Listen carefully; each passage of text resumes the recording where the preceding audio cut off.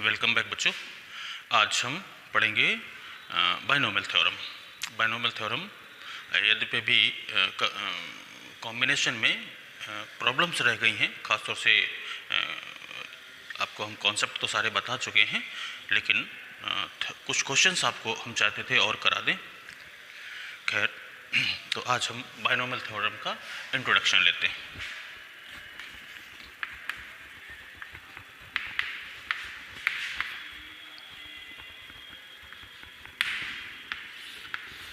तो binomial theorem क्या है? सबसे पहले हम जानते हैं x प्लस ए की पावर 1, तो वैल्यू हमारी x प्लस ए आती है। इसी तरह से x प्लस ए अगर स्क्वायर कर दें तो x square plus 2ax plus A square आता है। x प्लस ए की पावर क्यूब कर दें तो हमारा x cube plus 3ax square plus 3a square x plus a cube आता है। इसी तरह से x की पावर 4 को अगर हम x प्लस ए की पावर 4 को भी करेंगे तो भी कोई ना कोई वैल्यू आएगी। इसी को ध्यान में रखते हुए अगर पावर हमारी यहाँ से x प्लस 1 है, यहाँ अगर x प्लस ए की पावर बहुत बड़ा नंबर हम कह दें, 50 कर दें, 40 कर दें, 100 कर दें या कुछ और वैल्यू कर दें, तो ऐसी कंडीशन पर हम इसका एक्सपेंशन कैसे करेंगे, यही हमारा बाइनोमियल है। तो हमने देखा कि यहाँ पर जब पावर 1 थी तो यहाँ पर 2 टर्म थे, इधर पावर 2 थी तो इधर 3 टर्म्स थे, इधर पावर 3 थी तो टर्म 4 थे। यानी पावर से एक ज़्यादा टर्म मिलता है इसके एक्सपेंशन में। तो हम यहाँ पर यही कहेंगे कि अगर पावर n है तो इसमें n प्लस 1 टर्म होंगे। अगर पावर n है तो इसमें n प्लस 1 टर्म होंगे। तो इसी n प्लस 1 टर्म का जो डिटेल है, इसी को हम लोग इस चैप्टर में जानेंगे। तो सबसे पहले एक गंदा सा इक्वेशन है, इसको इसमें भी अच्छा नहीं लगेगा।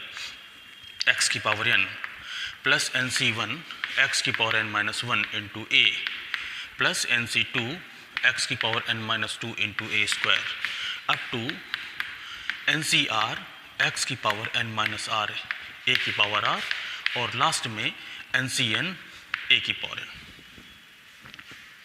ये x प्लस ए की पावर n का कोफिशिएंट है, यानी ये एक्सपेंशन है। इसी में अगर माइनस लगा दिया जाए x माइनस ए की पावर n, तो हम इसी फार्मूले में x की जगह यानी प्लस माइनस कर देते हैं इवन और ऑड टर्म पर, यानी पहला प्लस, दूसरा माइनस, तीसरा प्लस, चौथा माइनस, और यहाँ पर हमारा माइनस 1 की पावर r ncr x की पावर n माइनस r और a to the power r, और लास्ट में हमारा माइनस 1 की power n ncn a to the power n। कुछ इस तरह का सीरीज बनता है। अगर हम इसकी बात करें तो हम x प्लस ए की पावर n को शार्ट में लिख सकते हैं n equal to 1 to n r equal to x की power n minus r a to the power r। यानी इस पूरी सीरीज को हम इस फॉर्मेट में लिख सकते हैं। और इसी तरह से अगर हम x माइनस ए की पावर n की बात करें तो माइनस यानी sigma r equal to 1 to n minus 1 की पावर r ncr x की power n minus r a की पावर r। इन दोनों सीरीज को हम इस तरह से भी रिप्रेजेंट कर सकते हैं। तो शार्ट में याद करना है तो आप इसको याद करें, अगर डिटेल में याद करना है तो आप इसको याद करें। ये चीज़ भी यही है और ये नीचे वाला है। इसी से रिलेटेड कुछ और फार्मूले, अगर हम इसमें x को 1 और a को x कर दें, यानी हम कुछ फार्मूला बना लें ऐसा, तो फार्मूला हमारा होता है nc0 plus nc1x plus nc2x square plus nc3 है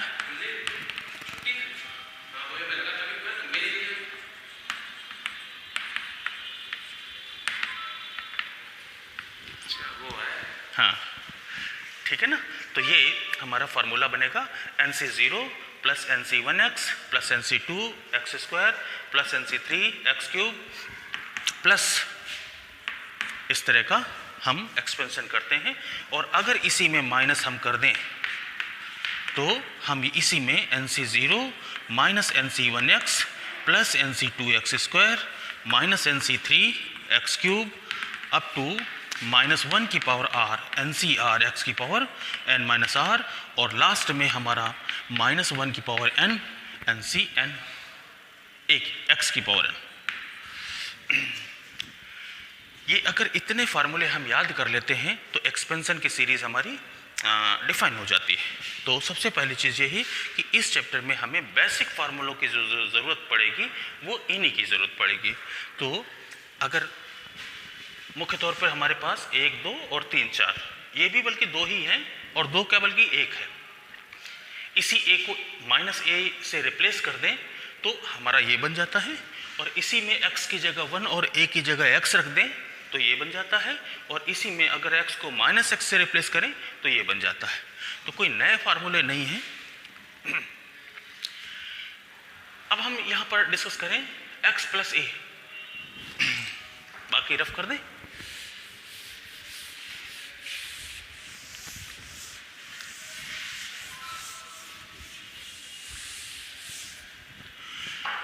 तो x प्लस a की पावर n में अगर हम ये फर्स्ट टर्म है, देखिए NC0 जिसमें 0 लिखा है NC के साथ, उसमें ये फर्स्ट टर्म है।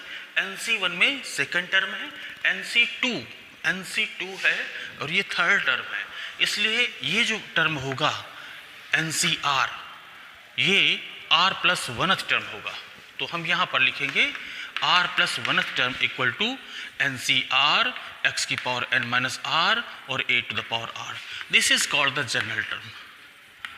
जनरल टर्म अगर हमारा कभी हम पूरी सीरीज ना लिखना चाहें और अचानक हम बीच का टर्म हमें चाहिए, जैसे x प्लस y की पावर हम कह दें 51, तो एंड हम कह दें find the value of 21th term 21th term in the expansion of x plus y की पावर 51।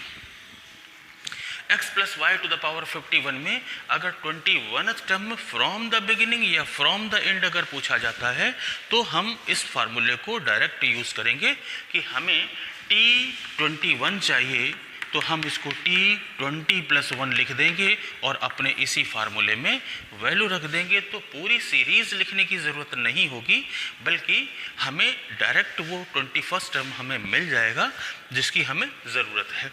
तो x + y की पावर 51 तक की पूरी सीरीज़ लिखें, यानी आप जानते हैं कि टोटल 52 टर्म्स होंगे। बेहतर है कि हम वो डायरेक्ट वैल्यू पर पहुंच जाएं जिस वैल्यू को हमें निकालना है। तो इस फार्मूले का कुछ ऐसा ही यूज़ करेंगे जैसा कि हम AP में करते थे, हम Tn निकालते थे a + n - 1 × d, इसी तरह का। तो यहाँ पर भी हम ऐसा ही कुछ यूज़ करते हैं।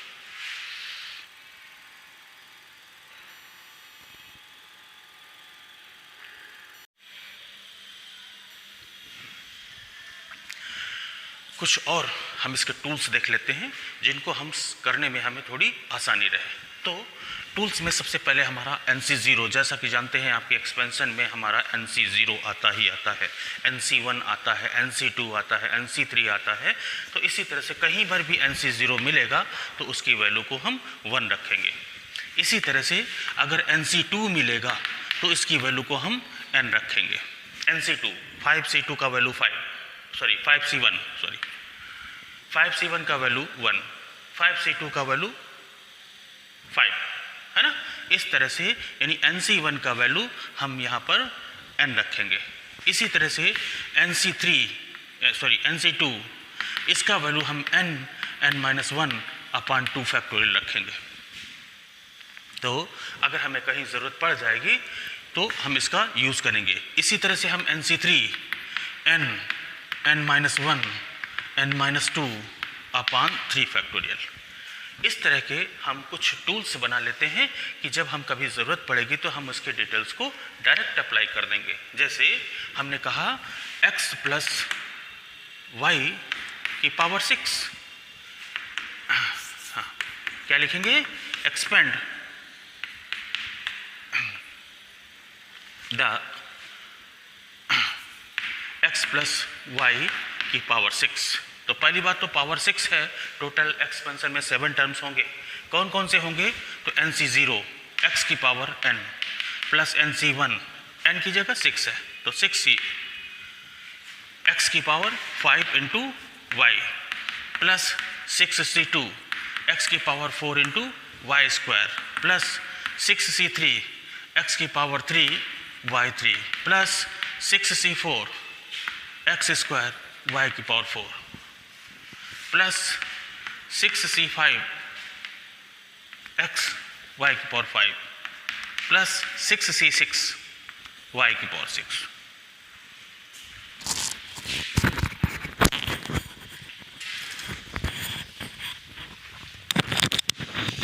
तो इतने टर्म हमारे एक्सपेंड होके बनेंगे।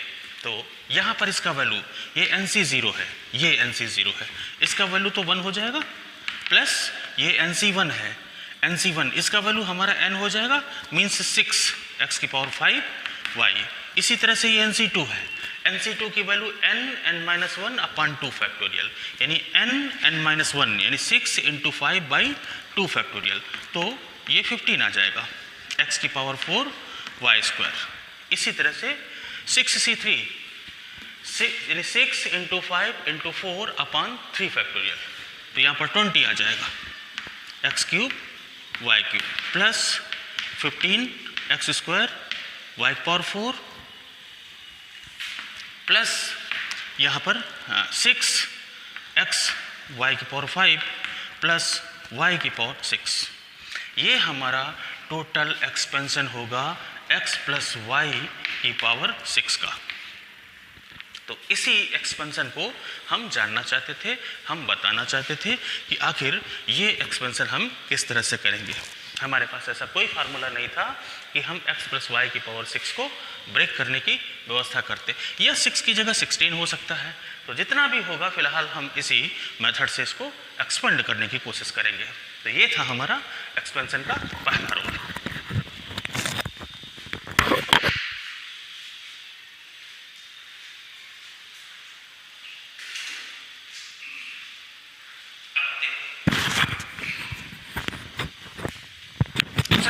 टर्म है हमारा जनरल टर्म।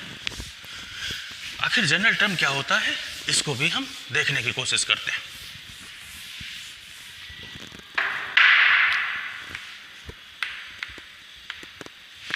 जनरल टर्म, इसको हम TR+1 से रिप्रेजेंट करते हैं, और सीरीज के किसी भी बीच के नंबर को अचानक हमें निकालना हो तो हम इस फार्मूले को यूज करते हैं। तो हम फार्मूला लिखते हैं इसको NCR x की पावर n-r a की पावर r।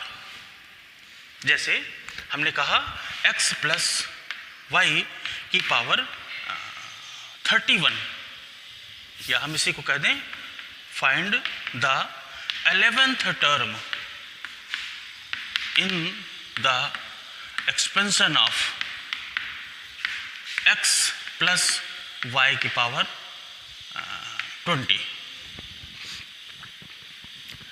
तो हमें चाहिए क्या, 11 टर्म, यानी हम T11 की बात कर रहे हैं। T11 को हम पहले तो इस फॉर्मेट में लिखने की कोशिश करेंगे, तो हम T10+1 लिख देंगे। पहली बात तो हमें T11 निकालना है, और इस 11 को हमें R+1 के फॉर्म में अरेंज करना है। यहाँ से कंपेयर करेंगे तो 10 की यानी R की वैल्यू 10 मिलेगी, N का वैल्यू यहाँ पर हमें 20 नज़र आ रहा है। तो इसी फार्मूले में हम वैल्यू रख देंगे N की और R की। X की जगह X है यानी 20 - 10, और A की जगह हमारा 10, यानी ये वैल्यू हमारा मिल गया 20c10 x की पावर 10 एंड a की पावर 10। अगर C10 को कैलकुलेट कर सकते हैं। छोटी वैल्यू होती है, R छोटा होता है तो हम कैलकुलेट कर लेते हैं। अगर R हमारा बहुत बड़ा हुआ या N हमारा बहुत बड़ा हुआ तो हम इसको यहीं छोड़ देते हैं और इसी को हम आंसर लिख देते हैं। कुछ और क्वेश्चन देखते हैं।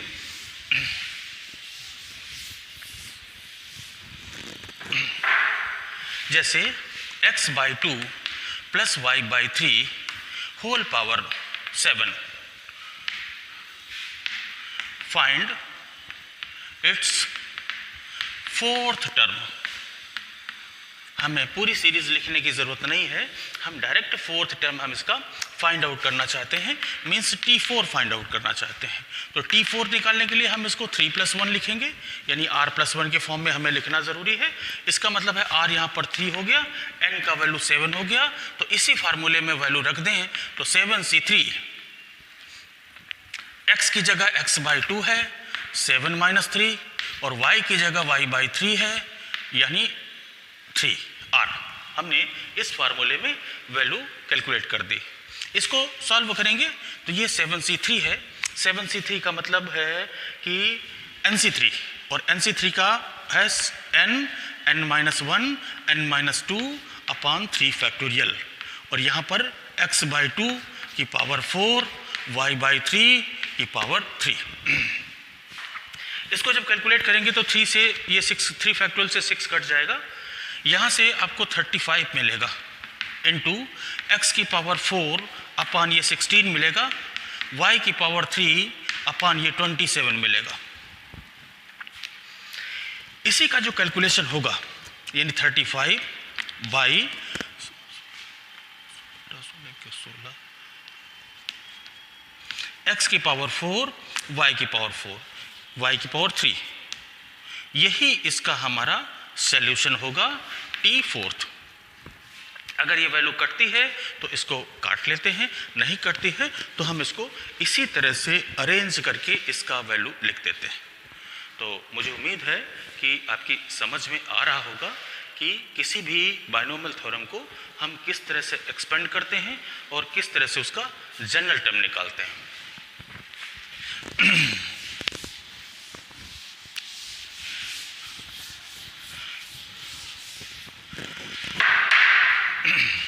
जैसे find the 7th term in the expansion of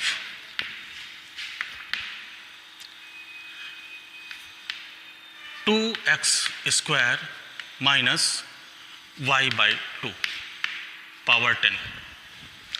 जैसा कि आप जानते हैं कि n की जगह 10 रखा है और 7th टर्म निकालना है, मीन्स T7 निकालना है। तो T7 को हम 6 + 1 लिखेंगे, यानी R का वैल्यू 6 होगा और n की जगह हमारा 10 है तो n की जगह फार्मूला रखेंगे, माइनस है अंदर, अंदर माइनस है तो हम -1 की पावर R पहले लिख लेते हैं। NCR, x की पावर n - R तो 4 लिख देंगे, y/2 की पावर R मतलब 6 लिख देंगे। इसी का कैलकुलेशन, ये R की जगह 6 है तो यहाँ भी 6 कर दीजिए। -1 की पावर इवन नंबर है, वैल्यू पॉजिटिव हो गई। 10C6, यहाँ पर 2 की पावर 4 मतलब 16, x की पावर 8, y की पावर 6 अपान 2 की पावर 6 64। ये सामान्य सा कैलकुलेशन है, इसको आप अपने हिसाब से इसको कैलकुलेट कर सकते हैं। तो ये वैल्यू हो गई 10 फैक्टोरियल 10C6, ये बन जाएगा 4 से इसको काट देंगे, 4 4 जा एंड 4 16 जा अगेन 4, तो ये बन जाएगा 1/4 x की पावर 8 y की पावर 6। इसका वैल्यू अगर कैलकुलेट कर सकते हैं तो हम कर लें क्या, 10 factorial by 6 factorial into 4 factorial. NCR का फार्मूला लगाया है, n फैक्टोरियल अपान r factorial n - r factorial into 1/4 into x की पावर 8 y की पावर 6। इसी को सॉल्व करें, 10 into 9 into 8 into 7 into 6 factorial by 6 factorial और इस 4 फैक्टोरियल को हम 24 लिख सकते हैं।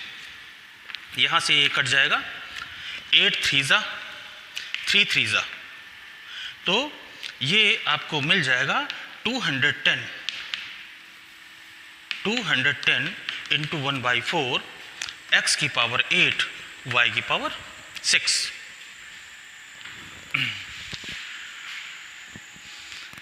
इसको अगर काट सकते हैं तो और काट लें। कैसे? इसको हम इधर लिख देते हैं। तो 210 मल्टीप्लाइड बाई 1/4 x की पावर 8 y की पावर 6, 2 2 2 1 यानी हम इसको लिख सकते हैं 105/2 x की पावर 8 y की पावर 6। यही हमारा इसका सॉल्यूशन होना चाहिए। तो इस तरह से हम इसके एक्सपेंशन और जनरल टर्म निकालने की कोशिश करेंगे। बस यही इस चैप्टर का सबसे पहला और सबसे इम्पोर्टेंट पहलू है।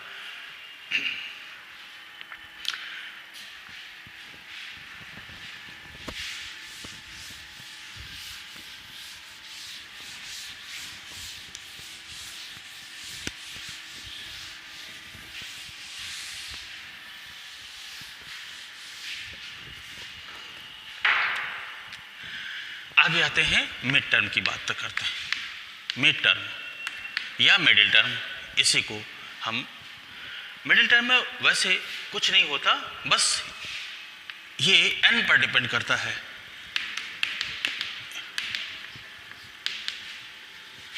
ऑन n यानी जो पावर होती है उस पर डिपेंड करता है। पहला केस है if n is even then there is one middle term और वो मिडिल टर्म होगा n/2 प्लस 1th टर्म, ध्यान रखिए। और अगर दूसरा है हमारे पास if n is odd then there is 2 middle term। तो पहला मिडिल टर्म होगा n plus 1/2th and n plus 3/2th term में भी जब n का हम कोई न्यूमेरिकल वैल्यू रखेंगे तो बात हमारी आसानी से समझ में आ जाएगी कि हम आखिर कहना क्या चाहते हैं। एक क्वेश्चन देख लेते हैं कि जैसे हमें मिड टर्म फाइंड आउट करना है तो हम उसको किस तरह से मिड टर्म फाइंड आउट करेंगे। तो find the midterm in the expansion of x/2 plus y/3 whole power 10। जैसा कि हम जानते हैं कि यहाँ n का वैल्यू इवन है, यानी n इक्वल टू 10 दिया हुआ है, तो इसका मतलब है n का वैल्यू इवन है। और इवन टर्म के लिए हम कह देते थे कि जो इसका मिड टर्म होगा वो n/2 प्लस 1th टर्म होगा, यानी मिड टर्म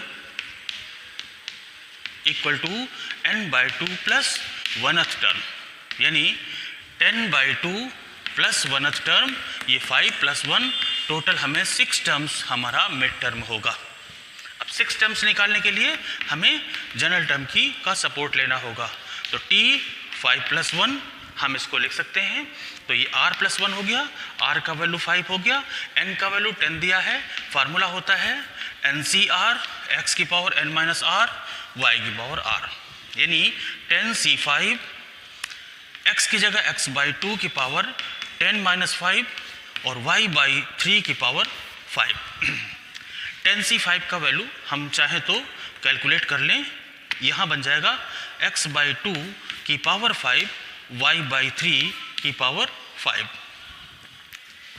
टर्म तो हमारा यही है, हम चाहे तो इसको थोड़ा सा और डेकोरेट करके लिख सकते हैं। डेकोरेट करके मतलब इसको 10C5 को हम कैलकुलेट कर लें तो हमें कुछ बड़ी वैल्यू मिलेगी। 10 into 9 into 8 into 7 into 6 into 5 factorial by ये 3 की पावर यानी 2 की पावर 5 32 होगा और 3 की पावर 5 243 होगा, और यहाँ x की पावर 5 y की पावर 5। कुछ ऐसा इसका कैलकुलेशन करेंगे, और इसमें जो टर्म कट रहे होंगे उनको हम काट देंगे, और जो टर्म बचे होंगे उनको हम कैलकुलेट करके लिख देंगे। तो हम यहाँ पर इनको कैलकुलेट करने की कोशिश करते हैं। 10 × 9 × 8 × 7 × 6, ये 5 फैक्टोरियल हमारा कट जाएगा। NCR क्या हुआ अपॉन 5 फैक्टोरियल इंटू 5 फैक्टोरियल। ये थोड़ा सा इसको देख लेना, हमने लिखा है इसको NCR यानी 10 फैक्टोरियल अपॉन R फैक्टोरियल और n-r फैक्टोरियल, और ये जो नीचे के नंबर दिए हैं वो इधर का कैलकुलेशन है। एक तो हम इधर से काट देंगे, इसका वैल्यू 120 हो जाएगा, तो यहाँ पर हम 120 लिख देते हैं, इंटू 1/32 इंटू 1/243, और यहाँ x की पावर 5 y की पावर 5। 0 से 0 काटते हैं, 6 से 12 को काटते हैं, 2 से इस 4 को काटते हैं, तो ये 4 से इसको 8 करते हैं, तो हमें ऊपर मिल जाएगा 9 × 7/8 × 243 x की पावर 5 y की पावर 5। 9 से में भी ये भी कुछ कट जाएगा, हाँ 9 1 जा और 9 2 जा 18, 6 बचेगा और 9 7 जा, तो जो रिजल्ट आएगा इसका यानी 7 अपॉन 56 और 16 5, ये x की पावर 5 y की पावर 5, यही इसका सॉल्यूशन होना चाहिए। ये सिंपल सा कैलकुलेशन है, ये इसको आप अपने मन से भी कर सकते हैं, अपने तरीके से भी। अगर कोई शॉर्टकट तरीका आपके पास है सॉल्व करने का, तो सॉल्व करने का शॉर्टकट तरीका भी अप्लाई कर सकते हैं। तो मेन मकसद था कि मिडिल टर्म को फाइंड आउट करना। तो मिडिल टर्म में कुछ नहीं होता, कॉन्सेप्ट तो इतना ही है। यहाँ इस कॉन्सेप्ट से हमें 6 टर्म्स मिल जाता है, और 6 टर्म्स निकालना कैसा है वो हमारा जनरल टर्म 6 टर्म निकालने में सपोर्ट कर देता है। तो आसान सा है, सिंपल सा है। अब हम एक क्वेश्चन देख लेते हैं जिसमें पावर हमारी ऑड है। ये अभी पावर इवन वाला हमने पढ़ा, अब हम पढ़ते हैं पावर ऑड का।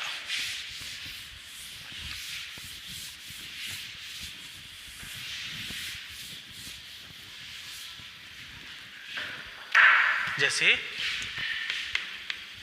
Find the mid term in the expansion of x square upon 4 plus y/3 and whole power हम 9 कर दें। 9 करने का मतलब n का वैल्यू 9 दे दिया, n = 9 मिल गया। इसका मतलब है r यहाँ पर n हमारा ऑड है, तो n ऑड है तो हमने कहा था एक कॉन्सेप्ट में, if n is odd then mid term will be n plus 1/2th term and n plus 3/2th term, यानी हमें 2 टर्म मिलेंगे। एक हमारा n plus 1/2th टर्म होगा, यानी n की जगह हम 9 रखेंगे, 9 + 1 तो 10 होगा, 10/2 मीन्स 5th टर्म हमें मिलेगा। एंड यहाँ पर n का वैल्यू 9 रखेंगे तो 9 + 3 तो 12 मिलेगा, 12/2 मीन्स 6 टर्म्स मिलेगा। यानी यहाँ पर 2 टर्म हमें मिड टर्म मिलने वाले हैं, एक तो 5th टर्म मिलना चाहिए और एक हमारा 6 टर्म्स मिलना चाहिए। तो 5th टर्म के लिए T5 निकालते हैं, r + 1 के लिए 4 + 1 लिखते हैं। यहाँ पर r का वैल्यू 4 होगा, n का वैल्यू 9 है। जनरल टर्म के फार्मूले में लिखते हैं NCR x की पावर n-r y की पावर r, यानी 9C4 x की पावर 9 - 4 यानी 5 एंड y की पावर 4। ये चीज़ हमेशा ध्यान रखिए कि x और y की पावर्स का सम हमेशा n के इक्वल होता है। अगर n के इक्वल नहीं है तो आप कहीं ना कहीं इसकी गलती कर रहे हैं।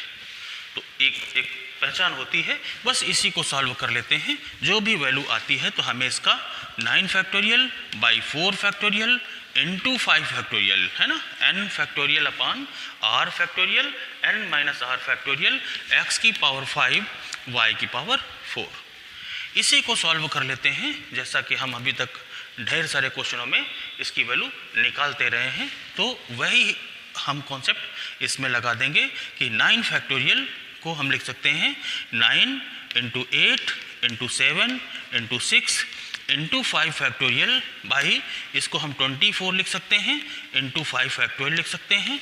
यहाँ से इसको काट सकते हैं, x की पावर 5 एंड y की पावर 4। इसको कैलकुलेट करेंगे तो 3 यहाँ से काटेंगे तो 3, 7 इंटू 6 इंटू 3, तो ये आएगा 126 x की पावर 5 y की पावर 4। ये हमारा पहला सॉल्यूशन होगा। 126 x की पावर 5 y की पावर 4, ये हमारा पहला मिड टर्म होगा। इसी तरह से हम 6 टर्म भी निकालेंगे और वहाँ पर हम t6 की वैल्यू 5+1 रखेंगे। इसी कॉन्सेप्ट को अप्लाई करेंगे और उसमें जो कैलकुलेशन से जो नया टर्म आएगा वो हमारा इसका दूसरा मिडिल टर्म होगा। तो मुझे उम्मीद है कि मिड टर्म निकालने में आपको दिक्कत नहीं आनी चाहिए, आसानी से हमारा मिड टर्म निकल सकता है।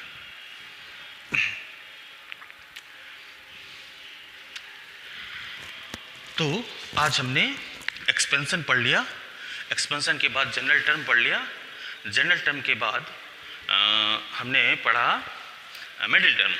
तो मिडिल टर्म में किस तरह से मिड टर्म निकालते हैं, इसमें जनरल टर्म के फार्मूले की हेल्प लेते हैं और हम मिड टर्म का डिस्कशन करते हैं। तो एक बार मैं शॉर्ट में ब्रीफिंग कर दें कि आखिर हमने आज क्या क्या पढ़ा।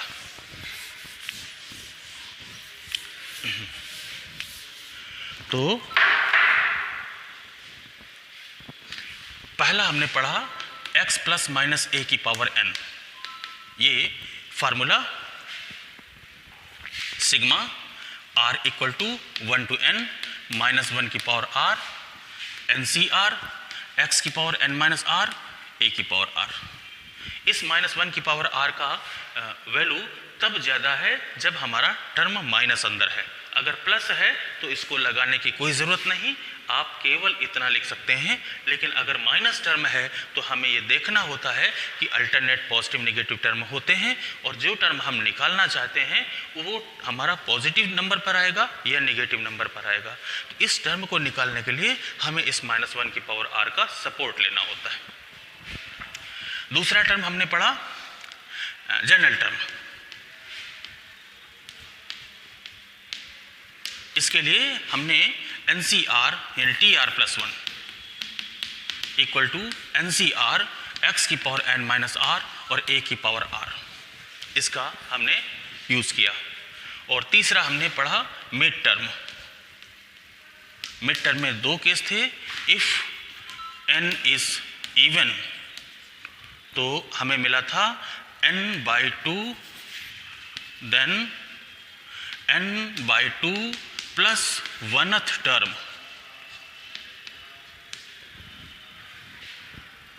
Is mid term.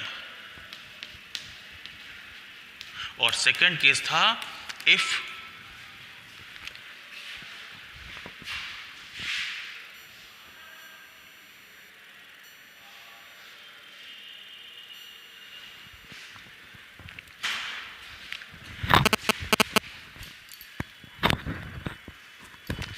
n is odd then n plus 1/2th and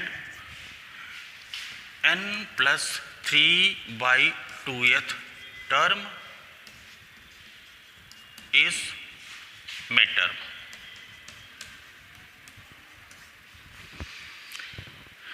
ये आज के कॉन्सेप्ट रहे और इसी से रिलेटेड हमारे सारे क्वेश्चंस रहे। अगली क्लास में हम लोग पढ़ेंगे इंडिपेंडेंट टर्म क्या होते हैं और मैक्सिमम टर्म कौन सा होता है। तो मैक्सिमम टर्म और यानी ग्रेटेस्ट टर्म जिसको हम कहते हैं, एक ग्रेटेस्ट टर्म और हम इंडिपेंडेंट टर्म की चर्चा हम नेक्स्ट लेक्चर में करेंगे। आज के लिए इतना ही।